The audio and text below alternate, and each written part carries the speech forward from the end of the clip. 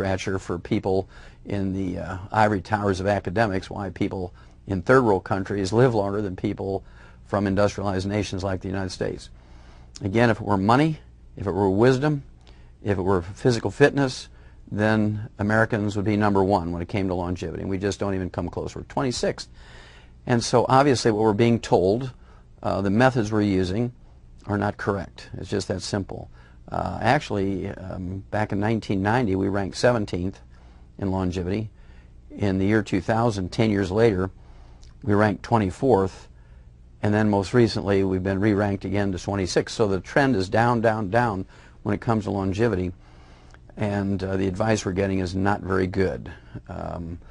The things we have to look at is, why do these primitive peoples live longer than we do, even without hospitals and doctors and pharmacies and pharmaceuticals and pharmacists, without insurance? They don't have health insurance. They don't have Medicare. They don't have the things that we think of are absolutely critical to health and longevity. We believe that it's a constitutional right to have health insurance. Well, obviously it's not, and that's not the thing that's going to keep us healthy, and certainly not the thing that's going to add length to our life. All right? So I get excited when I talk about longevity, because I believe with some basic information, just supplementing with all the known essential nutrients, especially keeping focus on the minerals, you will find that you're going to be healthier, you're going to have less need for a medical system, you're going to have less need for any kind of diagnostics and drugs, and you're going to be very, very happy, and you're going to live a life that gets you up into the 90s and well over 100. Just a few more words on that. One of the things I find interesting is that it doesn't seem to matter what you eat. You can eat some pretty funny stuff and still live to be 100, as long as you keep the carbohydrates down and the minerals up.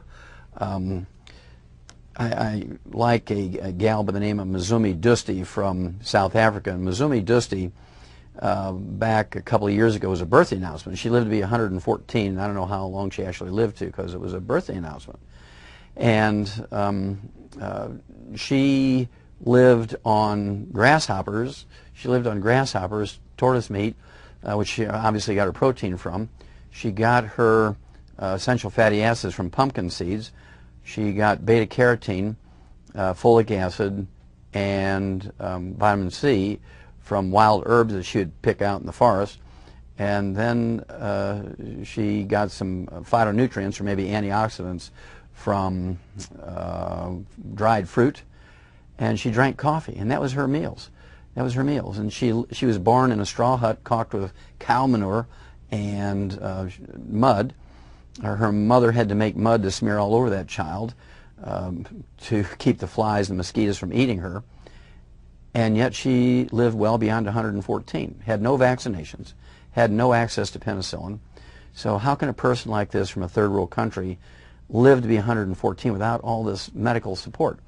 Well, she did it because she was able to get the raw materials into her food. And how did she get the raw materials?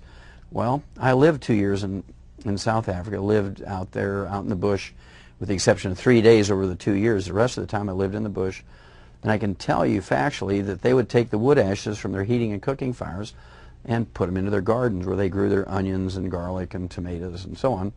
So they got minerals that way. They'd also mix it in their food as culinary ashes.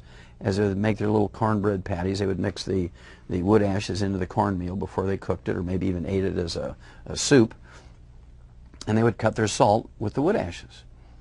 And this is where Mzumi Dusti got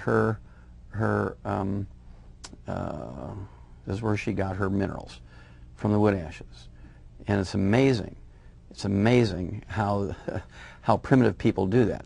Of course, our problem started in 1882 when Thomas Edison pulled the switch on September 4th, Monday, September 4th, 1882 at 3 o'clock in the afternoon, and we essentially switched from wood as a fuel to electricity. By 1909, just about everybody in the cities in industrialized nations had access to electrical appliances and natural gas and propane and kerosene for fuel, and there was no more wood ashes available. And nobody tripped onto the fact that we needed to supplement. We had to consciously put minerals into our mouth to make up for the loss of minerals that we had given up we'd given up these minerals when we changed fuel sources, and we had used wood as a fuel since thousands of years before the time of Moses. And so it's incumbent upon us, it's our responsibility to make sure we continue to get the raw materials. It's not in our food anymore. Our broccoli today is not the broccoli of our grandfather. We cannot get the same nutrients out of broccoli today that our grandfather got from broccoli, because they were putting wood ashes into the garden and we're certainly not. So when you look at people like this in the third world countries, you must appreciate that even though they're primitive and they might not be able to speak English or read English, these people have the ability to get raw materials that we don't have anymore. And so you have to consciously supplement with these raw materials. Okay? Now, one more thing on longevity today, and that is there are things that we need that plants make that do not include minerals. These are phytonutrients. These phytonutrients include, of course, antioxidants. And one of the secrets of the Japanese, which we already talked about at the beginning of the program today, their source of antioxidants comes from green tea. The green tea has an antioxidant in it called catechins, or EGCGs, and they're thought to be 100 times more potent than vitamin C in neutralizing free radicals. And when you look at the amount of green tea that the Japanese as a culture drink, sometimes 10, 15, 20 cups a day or more, you understand that they take in these phytonutrients, including the catechins or the EGCGs.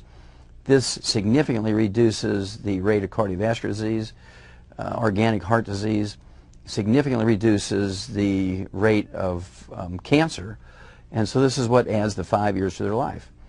Now, they don't have an average lifespan of 100. They have an average lifespan of about 85, the Japanese. And so we want to work to getting an average lifespan of 100. How do we do it? We must supplement with all 60 minerals. Plants cannot manufacture these minerals. We must consume them every day, either as supplements or as food, and we can't trust the food because nutritional minerals are not made by plants. Plants can take carbon dioxide out of the air. They can, in fact, use the sun's energy in a process known as photosynthesis to manufacture carbon compounds, which include vitamins, amino acids, and fatty acids, but plants cannot manufacture minerals. Plants cannot manufacture minerals. We must always keep that in mind. And the only way that we can guarantee that we're going to get all 60 essential minerals is to, in fact, supplement with them, because we don't have the wood ashes anymore to put in our gardens, to mix with our food as culinary ashes, and to cut our salt or other seasonings with it.